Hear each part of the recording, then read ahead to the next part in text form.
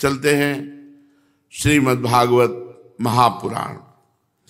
सच्चिदानंद करुणामय भगवान श्री कृष्ण और बलराम कंस सिंहासन पर विराजमान है। संपूर्ण मथुरा मंडल की प्रजा बैठी हुई है और ब्रज के नंद बाबा आदि सब ग्वाल बाल भी गए हुए हैं।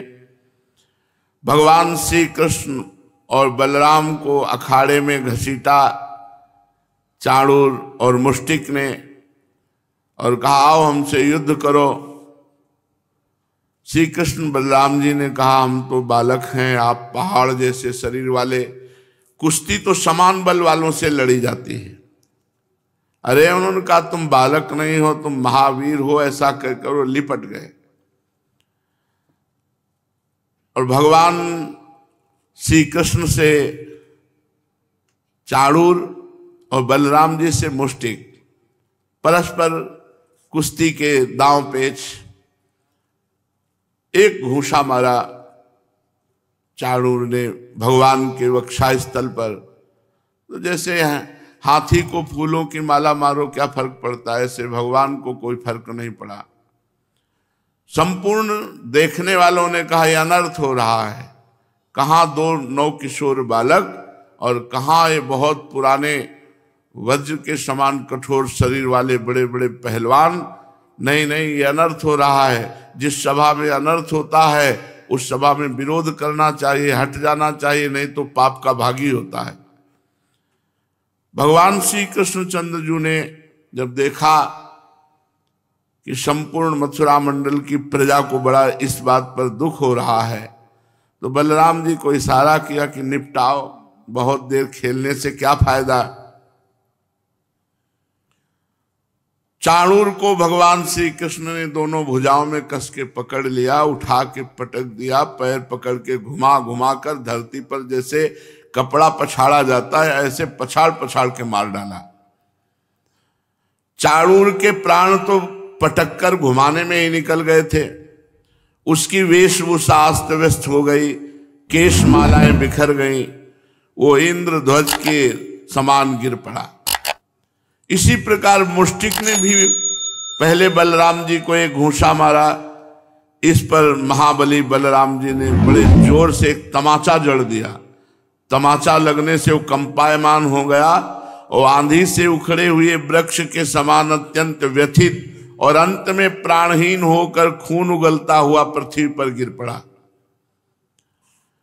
हे राजन, इसके बाद योद्धाओं में श्रेष्ठ भगवान बलराम जी ने अपने सामने आते हुए पहाड़ के समान बलवान कूट नामक पहलवान को खेल खेल में ही बाएं हाथ के घूंसे से उपेक्षा पूर्वक मार डाला।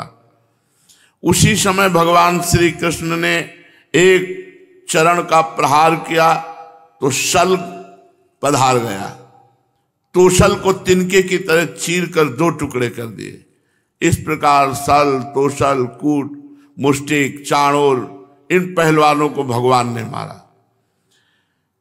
अब और जो वहां पहलवान थे वो सब प्राण बचाकर अखाड़े से भाग पड़े। उनके भाग जाने पर श्री कृष्ण बलराम जी समवयस्क सखाओं के साथ कुश्ती का खेल खेलने लगे। मल्ल क्रीड़ा। कंस ये सब देख रहा था। भगवान श्री कृष्ण और बलराम जी की इस लीला को देखकर दर्शकों को तो बड़ा आनंद हुआ और जो वयोवृद्ध बैठे हुए थे वो आशीष देने लगे, धन्य है वो, धन्य हो, ऐसी प्रशंसा करने लगे। परंतु कंस बड़ा भयभीत हो गया। उसने विचार किया, कोलिया पीड़ हाथी को मार दिया, चाणूर, मुष्टि, कूट, सल, तोशल इनको मार दिया। बचे हुए सब पहलवान भाग गए। भोजराज कंस ने कहा बंद कर दो ये बाजे बजाना। बाजे बजाना बंद हो गए। अरे वसुदेव के इन दुष्चरित्र लड़कों को बंदी बना लो,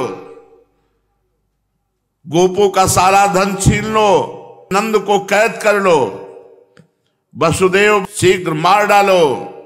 उग्रसेन मेरा पिता है पर अनुयायियों के साथ शत्रुओं से मिला है, इसको जीता मत छोड़ो, मार डालो।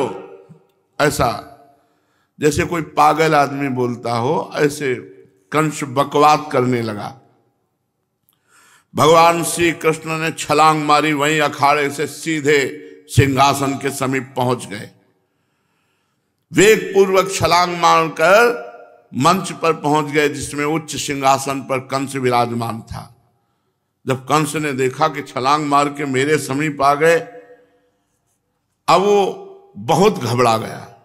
सहसा उठ खड़ा हुआ, हाथ में ढाल ली और तलवार, और भगवान श्री कृष्ण पर चोट करने का पैतरा बदलते हुए अवसर ढूंढने लगा। कभी दाईं ओर कभी बाईं ओर। भगवान श्री कृष्ण का तेज तो प्रचंड अत्यंत दुस्साह है।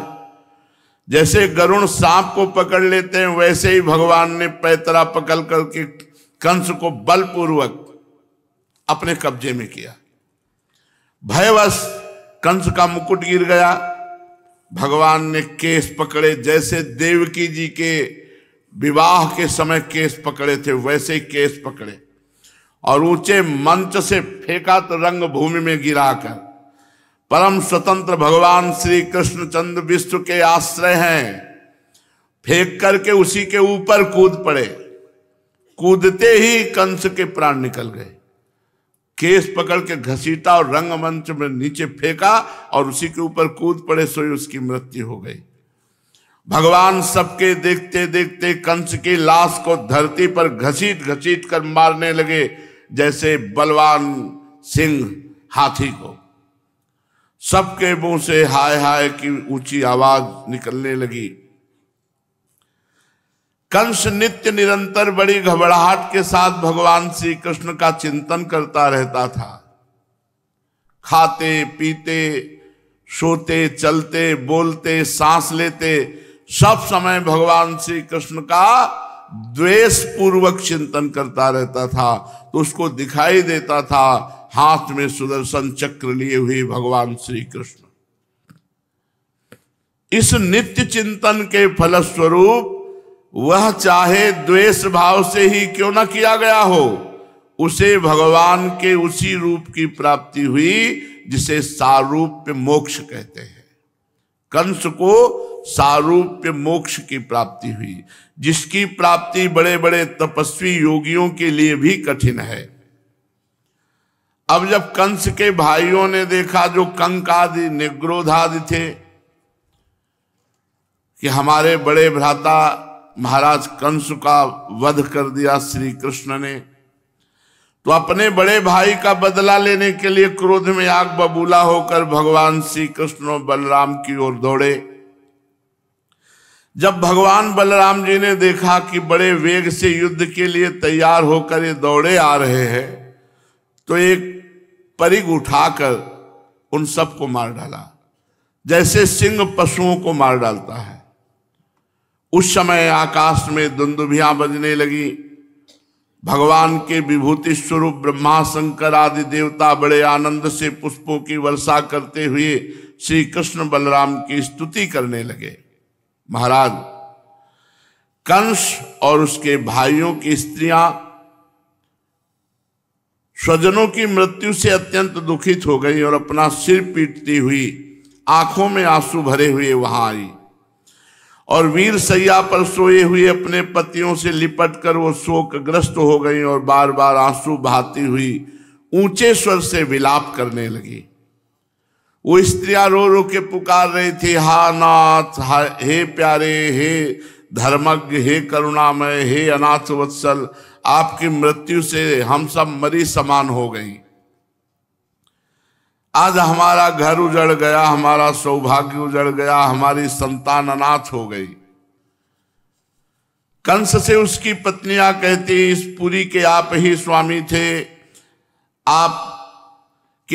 आपने इतने निरपराध प्राणियों से द्रोह किया कि उसी पाप के कारण आप मारे गए। आपने बड़ा अन्याय किया था, इसी से आपकी ये गति हुई है। सच है, जो जगत के जीवों से द्रोह करता है, उनका अहित करता है, ऐसे पुरुष की ऐसी ही गति होती है। उनकी पत्नियां कह रहे,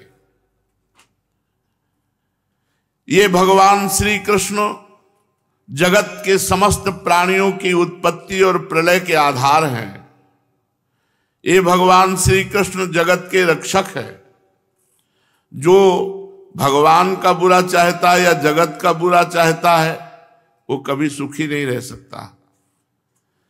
परीक्षित, भगवान श्री कृष्ण ही सारे संसार के जीवन दाता हैं। फिर उन्होंने कंस और उनके भाइयों की रानियों को ढांढस बंधाया, सांत्वना दी। फिर लोक रीत के अनुसार मरने वालों का जैसा क्रियाकर्म होता है वो सब कराया। तदनंतर भगवान श्री कृष्ण और बलराम जी ने जेल में प्रवेश किया और वहां देखा कि उनके माता पिता देवकी वसुदेव हथकड़ी बेड़ियों से जकड़े हुए हैं। स्वयं बंधन काटा और सिर से स्पर्श करके उनके चरणों की वंदना की। अपने पुत्रों के प्रणाम करने पर भी देवकी वसुदेव जी ने देखा कि ये तो जगदीश्वर है, ये तो साक्षात भगवान है। उन्होंने अपने हृदय से नहीं लगाया। शंका हो गई कि ये भगवान जगदीश्वर हैं, इनको हम कैसे गले लगाए। श्री सुखदेव जी कहते हैं, परीक्षित, भगवान श्री कृष्ण ने देखा कि मेरे माता पिता को मेरे भगवत्ता का, ऐश्वर्य का, भगवत भाव का ज्ञान हो गया, जो ठीक नहीं है, क्योंकि इससे इन्हें पुत्र स्नेह का सुख नहीं मिल पाएगा। ऐसा सोचकर उन्होंने उन पर अपनी उस योग माया का प्रभाव फैला दिया जो उनके स्वजनों को मुग्ध रखकर उनकी लीला में सहायक होती है। यदुवंश शिरोमणि भगवान श्री कृष्ण बड़े भाई बलराम जी के साथ अपनी माँ बाप के पास जाकर आदर पूर्वक विनय झुककर कहा, मेरी माँ और मेरे पिताजी। जब ऐसा बोले कि मेरे माँ मेरे पिताजी, और उधर योग माया को आदेश कर दिया कि इनके ज्ञान का अपहरण करो, नहीं तो पुत्र स्नेह का सुख नहीं ले पाएंगे। हाथ जोड़कर कहा, पिताजी माताजी, हम आपके पुत्र हैं और आप हमारे लिए सर्वदा उत्कंठित रहे हैं, फिर भी आप हमारे बाल्य, पौगंड और किशोर अवस्था का सुख हमसे नहीं पा सके, और दुर्दैवश आप लोगों को हमारे पास, हमको आपके पास रहने का सौभाग्य नहीं मिला। ऐसी प्रेम भरी बातें करने लगे। पिता और माता इस शरीर को जन्म देते हैं, इसका लालन पालन करते हैं, तब कहीं जाकर यह शरीर धर्म, अर्थ, काम अथवा मोक्ष की प्राप्ति का साधन बनता है। इसलिए कोई भी मनुष्य 100 वर्ष तक जीवित होकर अपने माता पिता की सेवा करता रहे, तब भी वो माता पिता के ऋण से उऋण नहीं हो सकता। फिर जो अपने माता पिता को गाली देते हैं, मारते हैं या किसी भी तरह कष्ट पहुंचाते हैं, तो उनकी तो दुर्गति पक्की है। जो पुत्र सामर्थ्य रहते हुए अपने माँ बाप के शरीर और धन से सेवा नहीं करता, सामर्थ्य है, शरीर स्वस्थ है, रुपया पैसा भी है, और अपने माँ बाप की सेवा नहीं करता, उसके मरने पर यमदूत उसे उसके अपने शरीर का मांस खिलाते हुए नरक भोगाते हैं। इसलिए माता पिता की सेवा बहुत अनिवार्य है, बहुत अनिवार्य है। फिर ये आज का जो समय चल रहा है बड़ा मंगलमय है। जरा देखो तो अपने माता पिता के चरणों में मस्तक रखकर देखो, अपने माता पिता का दुलार देखो। जब वो कृपा करते हैं तब ऐसा लगता है मेरे भगवान इनमें विराजमान है, दूसरी कोई ऐसी कृपा कर ही नहीं सकता।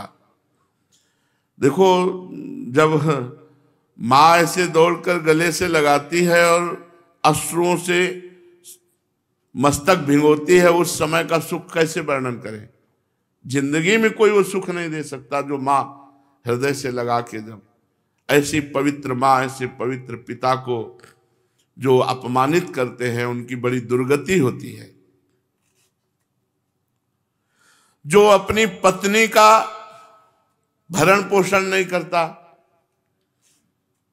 जैसे तुम्हें पाणी ग्रहण मिला तो तुमने जिम्मेवारी ली, उसकी जिम्मेवारी तुमने ली है।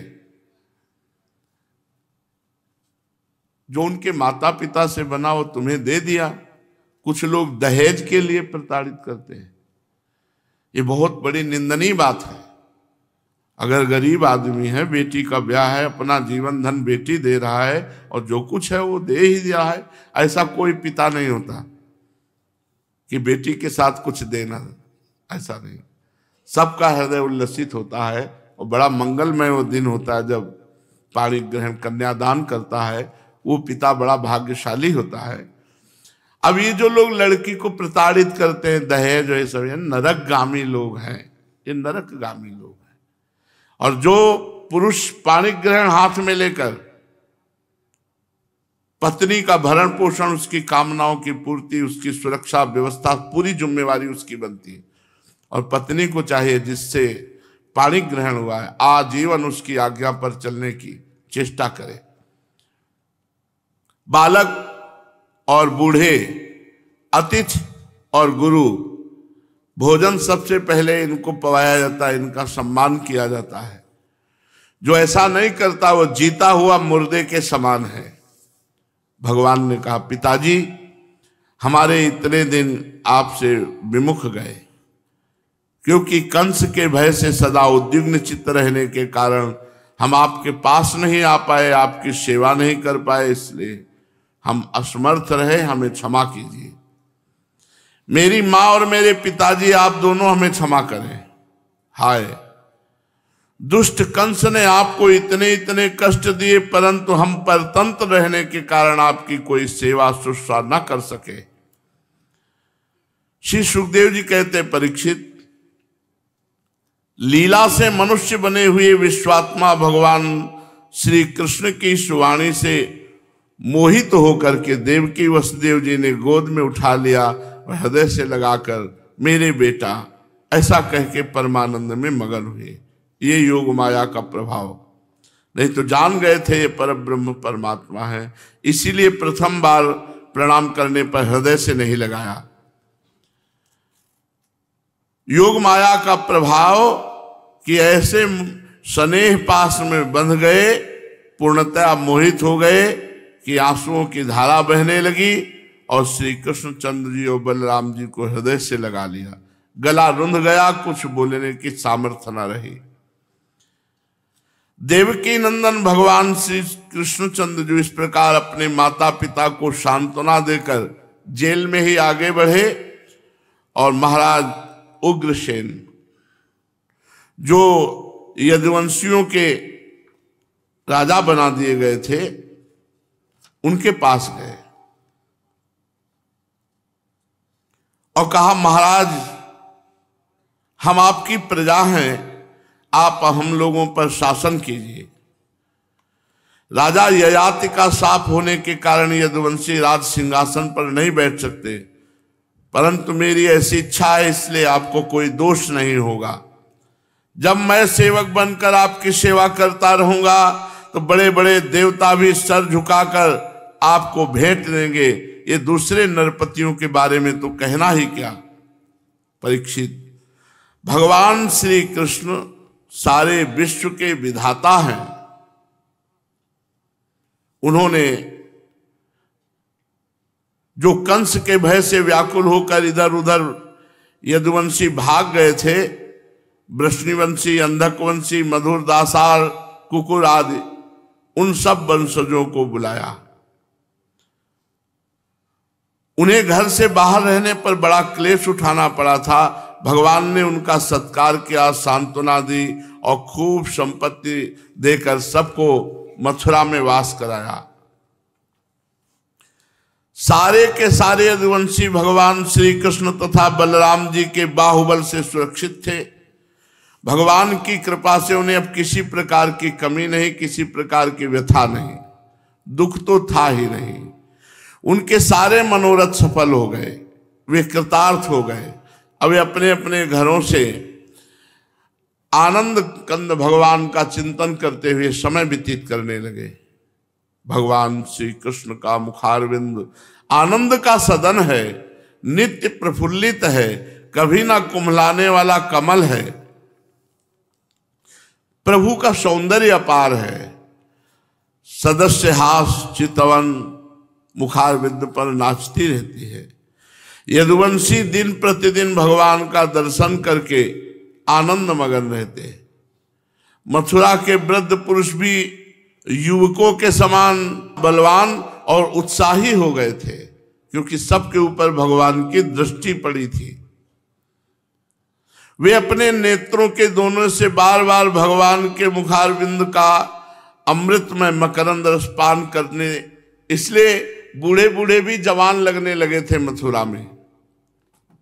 अब देवकी नंदन भगवान श्री कृष्ण और बलराम जी नंद बाबा के पास आए और गले लग करके कहने लगे, बाबा आपने और माँ यशोदा ने बड़े स्नेह और दुलार से हमारा लालन पालन किया है।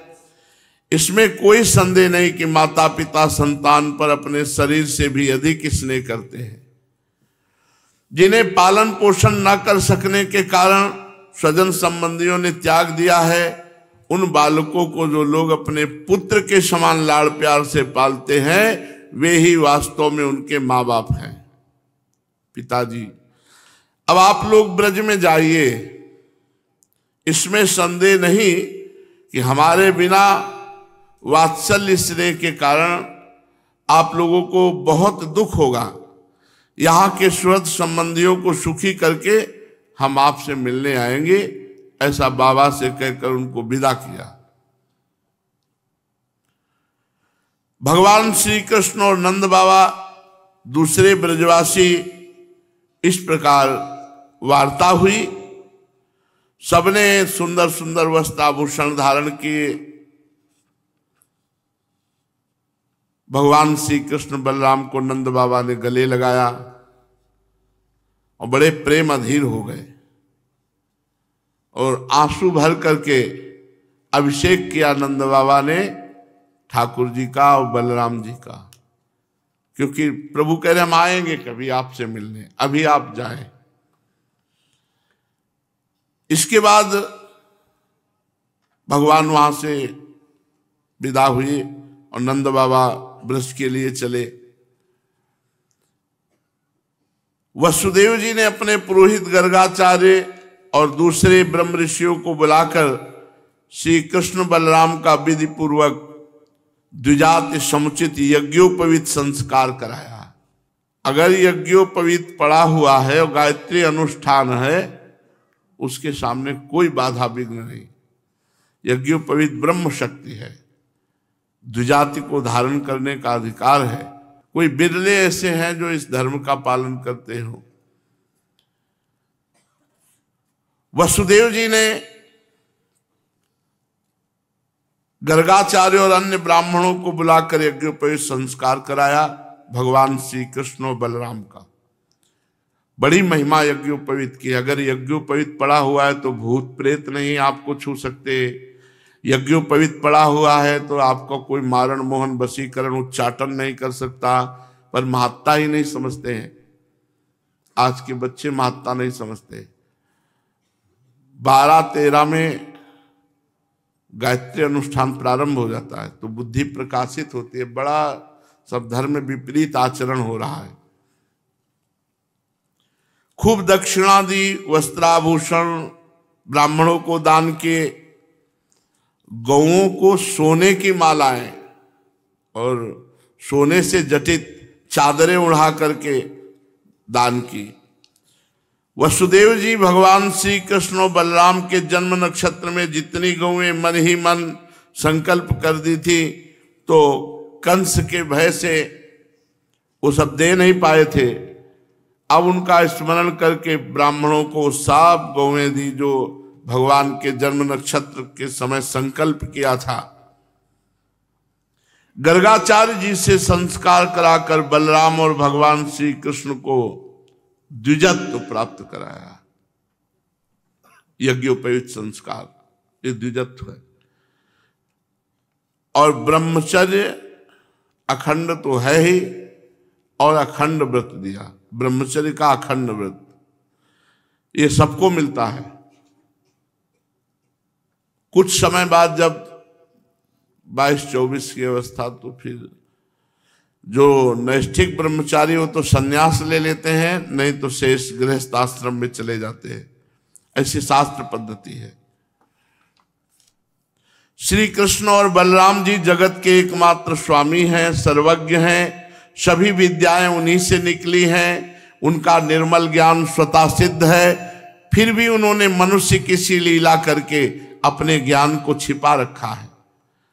अब ये दोनों गुरुकुल में निवास करने की इच्छा से अवंतीपुरी गए, उज्जैन।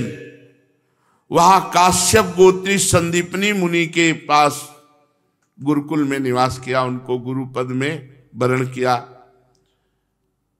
दोनों भाई विधि पूर्वक गुरु जी के पास रहने लगे। उस समय वे बड़े ही सुसंयत, अपनी चेष्टाओं को सर्वथा नियमित रखते। गुरु जी के पास बहुत सावधान होकर रहना चाहिए। कम बोलना, जितना आदेश उतनी सेवा, नहीं तो नाम जप, मंत्र जप, शास्त्र का स्वाध्याय ऐसे व्यतीत किया जाता है। गुरुजनों के यहां बहुत सावधानी से रहना चाहिए। भगवान श्री कृष्ण बलराम बड़े सुसंयत रहते हैं, चेष्टाओं को नियमित रखते हैं और गुरुदेव का विशेष आदर करते हैं। गुरुदेव भी श्री कृष्ण बलराम का विशेष आदर करते हैं। भगवान श्री कृष्ण बलराम जी ने सेवक की भांति गुरुदेव भगवान की उत्तम सेवा की।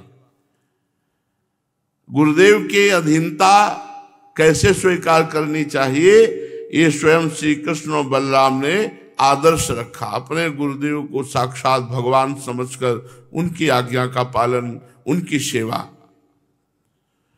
गुरुवर संदीपनी जी उनकी शुद्ध भाव से युक्त सेवा से बहुत प्रसन्न हुए। उन्होंने दोनों भाइयों को 6 अंग और उपनिषदों के सहित संपूर्ण वेदों की शिक्षा दी। इसके सिवा मंत्र और देवताओं के ज्ञान के द्वारा धनुर्वेद, मनुस्मृति आदि धर्म ग्रंथ, मीमांसा आदि वेदों का तात्पर्य बताने वाले शास्त्र, इनकी शिक्षा दी। फिर संधि, विग्रह, यान, आसन, द्वैध, आश्रय, इन 6 भेदों से राजनीति का भी अध्ययन कराया। परीक्षित, भगवान श्री कृष्ण बलराम सारी विद्याओं के प्रवर्तक हैं। केवल मनुष्य का सा व्यवहार करते हुए गुरुदेव के पास रहकर शिक्षा ग्रहण की। गुरुदेव जी एक बार केवल बोलते थे, भगवान को कंठस्थ हो जाती थी, क्योंकि कंठस्थ क्या है तो भगवान है। 64 दिन रात में भगवान ने 64 प्रकार की शिक्षाएं ग्रहण की। गान विद्या, वाद्य, भांति भांति के बाजे बजाना, नृत्य करना, नाट्य करना, चित्रकारी करना, बेल बूटे बनाना, चावल और पुष्पादि से पूजा के उपहार की रचना करना, फूलों की सेज बनाना, दांत, वस्त्र, अंगों को रंगना, मणियों की फर्श बनाना, सैया रचना, जल को बांध देना और विचित्र सिद्धियां, हार माला आदि बनाना, कान और चोटी के फूल गहने बनाना, कपड़े नाना प्रकार से सुसज्जित करना, फूलों के आभूषणों से श्रृंगार करना,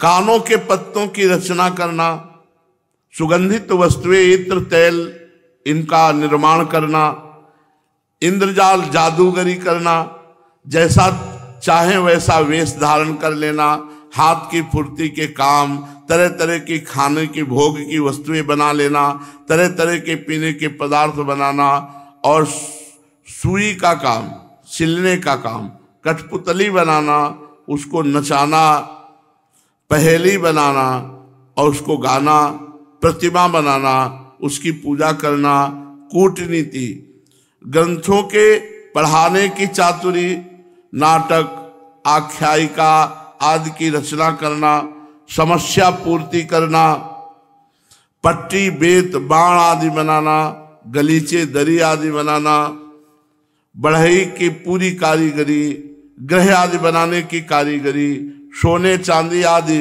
धातुओं की तथा हीरे पन्ने आदि रत्नों की परीक्षा करना, सोना चांदी आदि बना लेना, मणियों के रंग को पहचान लेना, खानों की पहचान करना, वृक्षों की चिकित्सा करना, भेड़ा, मुर्गा, बटेर आदि को लड़ाने की रीति सीखना, तोता मैना आदि की बोलियां बोलना, उच्चाटन करना, केशों की सफाई का कौशल और मुट्ठी की चीज या मन की बात जान लेना और म्लेच्छ काव्यों को समझ लेना, विभिन्न देशों की भाषाओं का ज्ञान हो जाना, शकुन अपशकुन जानना और प्रश्नों के उत्तर में शुभाशुभ बतलाना, नाना प्रकार के मातृका यंत्र बनाना, रत्नों को नाना प्रकार के आकारों में काटना, सांकेतिक भाषा बोलना, मन में कटक रचना करना, नई नई बातें निकालना, छल से काम निकालना, समस्त कोशों का ज्ञान होना, समस्त छंदों का ज्ञान होना, वस्त्रों को छिपाने या बदलने की विद्या और द्वैत क्रीड़ा, दूर के मनुष्य या वस्तुओं का आकर्षण कर लेना, बालकों के खेल, मंत्र विद्या, विजय प्राप्त कराने वाली विद्या, बेताल आदि को वश में रख लेना, ये 64 प्रकार की विद्याएं संदीपनी ऋषि से सुनी। बलराम जी और भगवान श्री कृष्ण का पराक्रम अनंत है, दोनों महारथी हैं। गुरुदेव भगवान ने 64 प्रकार की शिक्षा सिखाई। अब अध्ययन समाप्त हुआ तो संदीपनी मुनि से प्रार्थना की कि गुरुदक्षिणा, ये गुरु को गुरुदक्षिणा से संतुष्ट किया जाता है, तो आपकी जो इच्छा हो वो गुरुदक्षिणा मांग लो। महाराज संदीपनी मुनि ने उनकी अद्भुत महिमा सुन रखी थी, अलौकिक बुद्धि का अनुभव कर लिया था, इसलिए उन्होंने अपनी पत्नी से सलाह करके गुरुदक्षिणा मांगी।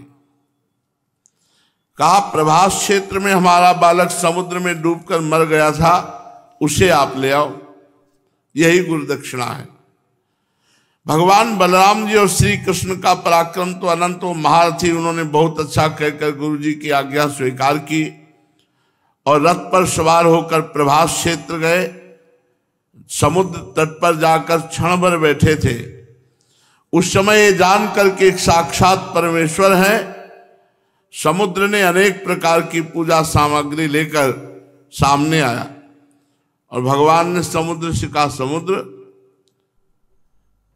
तुम यहां अपनी बड़ी बड़ी तरंगों से हमारे जिस गुरुपुत्र को बहा ले गए उसे ला कर लाओ। संदीपनी जी ने गुरुदक्षिणा में मांगा कि हमारा पुत्र प्रभास क्षेत्र में डूब गया था, उसे वापस ले आओ। तो समुद्र हाथ जोड़कर बोला, देवादिदेव श्री कृष्ण, मैंने उस बालक को नहीं लिया, मेरे जल में पंचजन नाम का एक बड़ा भारी दैत्य जाति का असुर है जो शंख के रूप में रहता है, हो सकता है उसी ने वो बालक चुरा लिया हो। समुद्र की बात सुनकर भगवान तुरंत ही जल में जा घुसे और शंखासुर को मार डाला, परंतु वो बालक उसके पेट में नहीं मिला। तब उसके शरीर का शंख लेकर भगवान रथ पर चले। वहां से बलराम जी के साथ भगवान श्री कृष्ण संयमिनीपुरी यमराज की राजधानी है, वहां जाकर पांचजन्य शंख बजाया। शंख सुन करके यमराज जी आए और भगवान का स्वागत किया, भक्ति भाव से विधि पूर्वक अर्चना वंदना की और नम्रता से झुक करके कहा, सबके हृदय में विराजमान सच्चिदानंद स्वरूप भगवान श्री कृष्ण क्या सेवा करें। आप दोनों लीला से मनुष्य बने हुए हो, वैसे तो परमेश्वर हो, मैं आप दोनों की क्या सेवा करूं। भगवान ने कहा, यमराज यहां हमारे अपने कर्म बंधन के अनुसार गुरुपुत्र लाया गया है, तुम मेरी आज्ञा स्वीकार करो, उसके कर्मों पर ध्यान मत दो और वो पुत्र ला कर दो। यमराज ने कहा, जो आज्ञा। और भगवान आदेश जो दिए थे उसका तत्काल पालन हुआ, गुरुपुत्र को लाके दे दिया। अब आप देख लो, संदीपनी जी के पुत्र हैं, वो कहां पहुंचे थे? यमपुरी में मिले। भजन नहीं करोगे तो बात नहीं बनेगी। वो संदीपनी जी हैं जिनके शिष्य भगवान श्री कृष्ण, जिनको 64 विद्याओं का ज्ञान कराया। भगवान श्री कृष्ण जिनके शिष्य बने, उनके पुत्र कहां मिले? यमपुरी में। इसलिए ऐसा ना सोचो कि जो मन आवे सो करें हम, नहीं, बहुत सावधानी की जरूरत है। जैसे हरिवंश नरक गति दुर्भर, यम द्वारे कटियत नख छीके। थोड़े से अपराध का भी हिसाब होता है। इसीलिए राधा राधा बोलो, सब क्षमा हो जाएगा। बहुत बड़ा बल है राधा नाम में। यमराज जी ने आकर के गुरुपुत्र को सौंप दिया और कहा, प्रभु और आज्ञा कीजिए, क्या सेवा करूं? भगवान ने कहा केवल गुरुपुत्र चाहिए था, और गुरुपुत्र को लिया और आकर गुरुदेव से कहा, गुरुदेव ये गुरुदक्षिणा में मरा हुआ पुत्र वापस लाके दे। गुरुजी ने कहा, बेटा तुम दोनों ने भली भांति गुरुदक्षिणा दी, अब और क्या चाहिए? तुम्हारे जैसे पुरुषोत्तम भगवान का गुरु बनने का सौभाग्य मिला, मेरे सारे मनोरथ पूर्ण हो गए। बस वीरो, अब तुम्हारी विद्या पूर्ण हुई, तुम अपने घर जाओ, तुम लोगों को पवित्र करने वाली कीर्ति प्राप्त करो। तुम्हारी पढ़ी हुई विद्या इस लोक और परलोक में सदा नवीन बनी रहे, कभी विस्मृत न हो। गुरुजी से आज्ञा लेकर वायु के समान वेग और मेघ के समान शब्द वाले रथ पर सवार होकर श्री कृष्ण बलराम मथुरा लौट आए। मथुरा की प्रजा बहुत आनंदित हुई कि भगवान श्री कृष्ण और बलराम गुरुकुल से लौट आए। सब के सब परमानंद में मगन हो गए। शेष चर्चा आगे। श्री राधा वल्लभ लाल की जय।